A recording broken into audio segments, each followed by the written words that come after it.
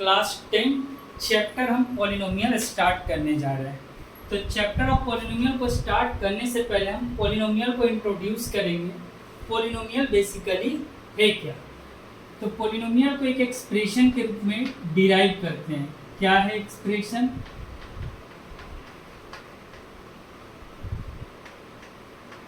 तो एक्सप्रेशन के रूप में डिराइव करने के लिए इसको px के टर्म में लिखते हैं और px का term a0 a1x a2x square a3x cube, इसी तरह से यह हमारा आगे की ओर चलता है और plus an x to the power n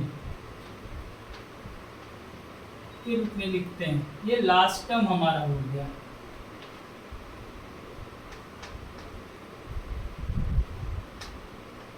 an x to the power n जो है लास्ट टर्म है और a0 जो है हमारा ये फर्स्ट टर्म है।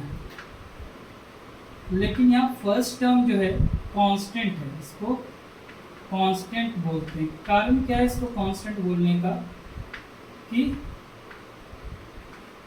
जब हम a0 को ले रहे हैं, यहाँ a0 इसको हम x टू दी पावर 0 भी ले सकते हैं। 100 डिग्री 0, 100 डिग्री 0 हम लेते हैं तो 100 डिग्री 0 का मतलब हो जाता है 1, क्योंकि हम पहले भी ये क्लास 9 में a to the power 0 equal to 1 ये हम वैल्यू ऑलरेडी एक फॉर्मूला के रूप में पढ़ चुके हैं। इसलिए यहाँ हम क्या लिखते हैं, a0 मल्टीप्लाई बाई 1, जिसका वैल्यू हमारा 1 है तो ये a0 हो जाता और ये बेसिकली हमारा क्या है टर्म, तो एक कांस्टेंट के रूप में आ गया। लेकिन ये तो हमारा फर्स्ट टर्म की बात हो रहा है। यहाँ हम लास्ट टर्म देखें तो लास्ट टर्म के पहले भी तो हमारा कुछ ना कुछ टर्म है, इसके पहले भी हमारा कुछ ना कुछ टर्म है। तो इस तरह से हम अगर आ रहे हैं, ये बेसिकली हमारा हो गया डिक्रीजिंग ऑर्डर।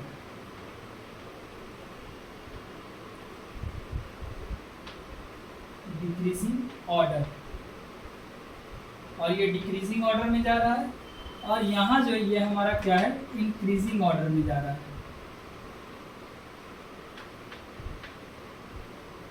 जैसा कि आप नंबर लाइन के बारे में ऑलरेडी पहले पढ़े, तो यहाँ डिक्रीजिंग ऑर्डर क्या जा रहा है और इंक्रीजिंग ऑर्डर क्या जा रहा है वो हम जाने। तो यहाँ हम क्या है, लेफ्ट टू राइट जा रहे हैं इंक्रीजिंग ऑर्डर में, तो हमारा यहाँ वैल्यू बढ़ते जा रहा है। इनका वैल्यू क्या हो रहा है, इंक्रीज कर रहा है। यानी 100 डिग्री जो भी बढ़ते जा रहा है वो हमारा इंक्रीज करते जा रहा है और ए ऑफ वैल्यू जो है हमारा क्या है, इंक्रीज करते जा रहा है। यहाँ हम देख रहे हैं कि ये डिक्रीज कैसे जा रहा है। तो अगर हम इसको डिक्रीजिंग ऑर्डर में, यानी अगर इसका हम सेकंड टर्म बात करें, सेकंड टर्म क्या हो जाएगा, तो an-1 लास्ट सेकंड टर्म, तो सेकंड लास्ट टर्म हमारा हो गया n-1 और x ऑफ n-1। इसी तरह से इसका हम वैल्यू की बात करें तो an-2 और x ऑफ डिग्री n-2। इस तरह से ये हमारा डिक्रीजिंग ऑर्डर में चल रहा है। तो ये तो हमको कंसेप्ट अभी देख रहे हैं कि a से an तक गए और x ऑफ डिग्री 0 से x ऑफ डिग्री n तक गए, तो हमारा ये वैल्यू क्या हो रहा है। यहाँ पर वैल्यू की हम बात करें तो सबसे पहले हम टर्म आ जाते हैं, जाने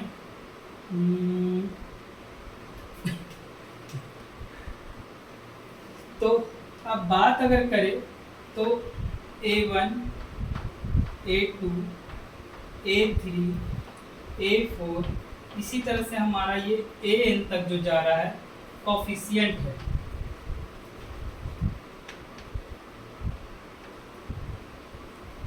कोफिशिएंट है, किसका कोफिशिएंट है, तो ये कोफिशिएंट हमारा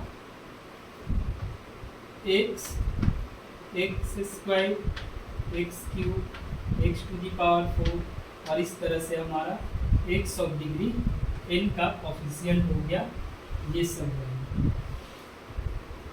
कोफिशिएंट कहने का मतलब किसके साथ का, अगर हम इसी को ले लें तो x ऑफ डिग्री क्यू का x ऑफ डिग्री 3 का जो कोफिशिएंट है वो क्या है, तो a3।